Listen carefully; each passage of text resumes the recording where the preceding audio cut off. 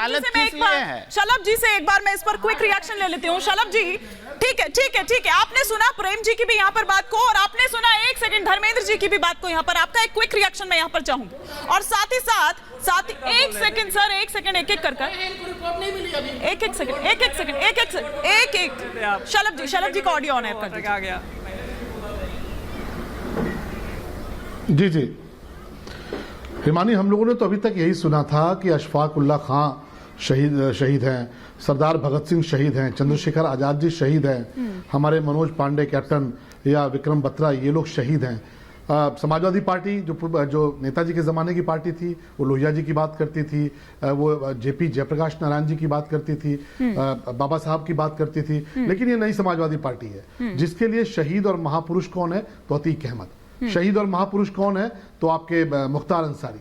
शहीद और महापुरुष कौन है? तो शहाबुद्दीन। ये समाजवादी पार्टी, और समाजवादी पार्टी का तो हमेशा से चरित्र रहा है, ये कोई नई बात थोड़े है। 2017 के बाद से लगातार अगर उत्तर प्रदेश की जनता ने इनको दरकिनार किया है, वापस किया है, तो उसका कारण ये है कि सोचिए, जो लोग भाषणों के भीतर ऐसे माफिया डॉन्स को अपना महापुरुष बता रहे हो, उनको शहादत देने की बात कर रहे हो, वो जब सत्ता में रहे होंगे तो अतीक अहमद की कैसी तूती बोलती रही होगी, मुख्तार अंसारी की कैसी तूती बोलती रही होगी। और समाजवादी पार्टी जब सरकार में रही है तो इन माफियाओं ने सर चढ़कर बोला है। इन माफियाओं ने पूरे प्रदेश पर एक तरह से एक जुल्म और ज्यादती की है, और यही बात देखते हुए देश की जनता ने और प्रदेश की जनता ने इनको इस स्थिति में पहुंचा दिया है। आप देखिए नजरिया क्या है। इनके एक नेता जाके इंडी गठबंधन के कहते हैं कि वोट जिहाद करिए। हम लोगों ने लव जिहाद सुना था और तमाम तरह के जिहाद सुने थे, लेकिन वोट जिहाद मतलब लोकतंत्र का जो इतना खूबसूरत पर्व है उसको भी इस तरह से उन्मादी चीजों से जोड़ते हैं, और फिर कहते हैं कि हिंदू मुसलमान कर रहे हैं। अरे हिंदू मुसलमान कौन कर रहा है? आप जाइए ना, आप तो कहते हैं कि हम इस पर बात करेंगे, विकास पे बात करेंगे, रोजगार पे बात करेंगे, अर्थव्यवस्था पे बात करेंगे, तो टीवी स्टूडियो में बैठ के ज्ञान देते हैं, और जब भाषण देने का वक्त मिलता है तब जाके आप महापुरुष बताते हैं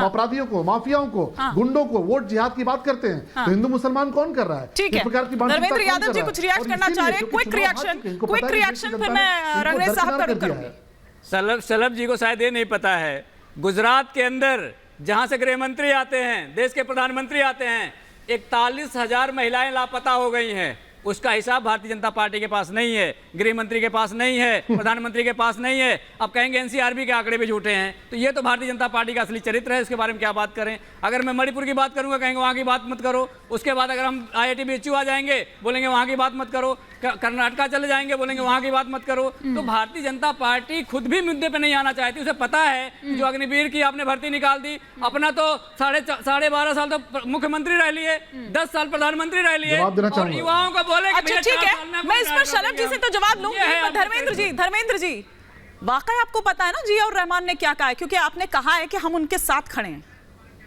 बिल्कुल हम उनके साथ खड़े हैं, बिल्कुल उनके साथ खड़े हैं। कहा क्या है उन्होंने? ये बताइए, किसी कहा क्या है उन्होंने? पहले किसी की पुलिस कस्टडी में मौत हो जाए, किसी की जुडिशियल कस्टडी में मौत हो जाए, अब तो प्रेम जी की लाइनें उठा रहे हैं। अब आप चीटिंग कर रहे हैं, अब आप क्लासरूम में चीटिंग कर रहे हैं। आप उनकी कॉपी में क्या लिखा था, अब आप वो उसको मुझे लगता है कि शायद आपको जानकारी नहीं है कि जिया और रहमान ने क्या कुछ कहा। लेकिन ठीक है शलभ जी, क्विक रिएक्शन दे दीजिए क्योंकि रंगरेज साहब इंतजार कर रहे हैं। अब देखिए धर्मेंद्र जी कुछ मुद्दों को लेकर उनकी पार्टी 2017 में भी वही भाषण देते हैं, 2018 अरे 41,000 महिलाओं वाली बात मैंने आज बोली है, यही बोलते हैं, यही झूठ आप चनाब बोलते रहे। अरे बोलने दीजिए, अरे धर्मेंद्र जी बेचैन मत होइए, महिलाओं पे बोल दीजिए ना, यही भाषण देते हैं, यही राग पीटते चले आप। देश की जनता ने, हमारी बहनें हैं, माताएं हैं। अरे जवाब देखिए, भारत का देखा आपने, देखिए बौखलाहट देख रही हैं, एक-एक कर बात करते हैं। देखिए अभी मानी जी आप चाहती कि यही भाषण पीटते चले, और स्थिति ये हुई कि पार्टी किस स्थिति में आ गई कि उत्तर प्रदेश में इनके 2 मेंबर बचे।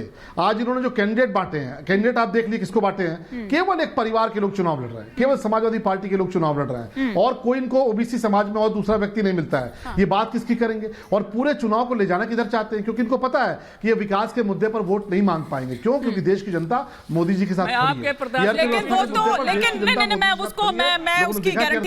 बेहतर हुई है इंफ्रास्ट्रक्चर जी, आपके मुख्यमंत्री जब वहां पर आए थे तो खौफजदा करने के लिए आए थे। वो बुलडोजर एक्शन पर भी यहां पर सवाल उठाते हैं। वो कहते हैं कि दरअसल टारगेट किया जा रहा है और इससे डराने वाली जो कोशिश है वो उनको है, लेकिन हम किसी से डरते नहीं हैं, हम सिर्फ अल्लाह से डरते हैं, वो ये कह रहे थे। नहीं, बुलडोजर से लोग डरते, बुलडोजर से माफिया और गुंडे डरते हैं, इसलिए समाजवादी पार्टी अगर डरती है तो बहुत स्वाभाविक बात है। बुलडोजर से माफिया गुंडे डरते हैं, समाजवादी पार्टी भी डरती है। आप देखिए देश की जनता जब जा रहे हैं मुख्यमंत्री जी तो लोग बुलडोजर लेके उस पर स्वागत कर रहे हैं, तो देश की जनता तो खड़ी है उस कानून के साथ में। लेकिन ये जो गुंडे माफिया हैं, मुख्तार अंसारी के लोग हैं, अतीक अहमद के लोग हैं, शहाबुद्दीन के लोग हैं, मुकीम काला के लोग हैं, समाजवादी पार्टी के लोग हैं, इनको परेशानी होती है। और ये वो लोग हैं जो कल्याण सिंह जी, सोचिए ओबीसी समाज के इतने बड़े नेता, एक गरीब परिवार से निकले, शिक्षक होते हुए किस प्रकार से मुख्यमंत्री बने, वो उत्तर प्रदेश के इतने लोकप्रिय मुख्यमंत्री बने, उनके निधन पर समाजवादी पार्टी ने दो शब्द नहीं कहा, एक पुष्प चढ़ाने नहीं गए, लेकिन माफियाओं की क्या जरूर जाएंगे, माफियाओं के जरूर जाके उनके यहाँ नमन करेंगे, उनको फातिया पड़ेंगे। तो जब इनके नेता जाके माफियाओं के डेयरी पर जाके मत्था टेकेंगे तो इनके नेता तो बोलेंगे पूरा चुनाव ये मुख्तार अंसारी को महापुरुष मान के लड़ रहे हैं। ठीक है, और इससे पहले ओवैसी साहब भी यही कर चुके हैं रंगरेजी, पर इन्होंने तो आपको भी पीछे छोड़ दिया। समाजवादी पार्टी ने तो, जियाउर रहमान ने तो, ना केवल जियाउर रहमान बल्कि इन्हीं के हम नाम है वो धर्मेंद्र यादव जी, उन्होंने भी पीछे छोड़ दिया ओवैसी साहब को भी। नहीं, ओवैसी साहब ने तो पहले दिन से ही कहा था कि वो जो तो है मुख्तार अंसारी साहब को जो जहर देकर मारा गया और वो शहीद हैं और वो हमेशा जिंदा रहेंगे, और अतीक को कैसे कस्टडी में, पुलिस की कस्टडी में मार दिया गया और उन लोगों के खिलाफ अभी तक कोई ठोस कार्रवाई नहीं हुई। तो ये दिखाता है कि ये किस तरीके से, अगर कोई अपराधी मुसलमान होता है तो उसको बता दिया जाता है कि वो बाहुबली है और वो जिहादी है, उसके लिए अलग से एक परसेप्शन बनाया जाता है। क्या था वो बता दीजिए ना, क्या था बताइए। तो सारे हमारे हिंदू भाई भी वहां पर बाहुबली है, वो जिहादी है, नाम बता दूं, धनंजय सिंह से लेकर पूरी लिस्ट है मेरे पास। अगर मैं वो नाम जो है टेलीविजन पे बैठ करके कर रहे हैं, क्योंकि मुस्लिम शर्मसार हो रहे होंगे इनके बयान सुनकर। सौरभ जी एक सेकंड, रंगरेज साहब बता दीजिए ना क्या किससे बहस कर रहे हैं? नहीं, इस तरह से नहीं, इस तरह की देखिए ये सड़क छाप भाषा नहीं, मैं आप दोनों को एक सेकंड में आप दोनों को रोक नहीं, पर आप ये देखिए ये सड़क छाप भाषा और ये इस तरह की भाषा शैली बिल्कुल नहीं। एक डेकोरम होता है, प्लीज, नेशनल चैनल है, जिम्मेदार चैनल है, उसको आप मेंटेन कर रखिए। मैं आप सभी से कह रही हूं सौरभ जी नहीं, इस तरह से नहीं, मैं इसकी इजाजत नहीं दे सकती। आप काउंटर करिए एक दूसरे को, ठीक है, थोड़ी बहुत टोका टाकी चलती है, लेकिन ये नहीं कि बिल्कुल ही एक दूसरे पर आप एकदम ऐसे सर फोड़ने पर किसी के एकदम आतुर हो जाए, इस तरह से नहीं ना, इत्मीनान से बात करते हैं। लेकिन रंगरेज साहब बताइए ना, क्या आजादी की लड़ाई लड़ी थी, स्वतंत्रता सेनानी थे, क्या थे, बताइए ना। देखिए वो इसी संविधान के अनुसार और इसी देश के कानून के तहत वो सांसद बने, विधायक बने, कई बार बने।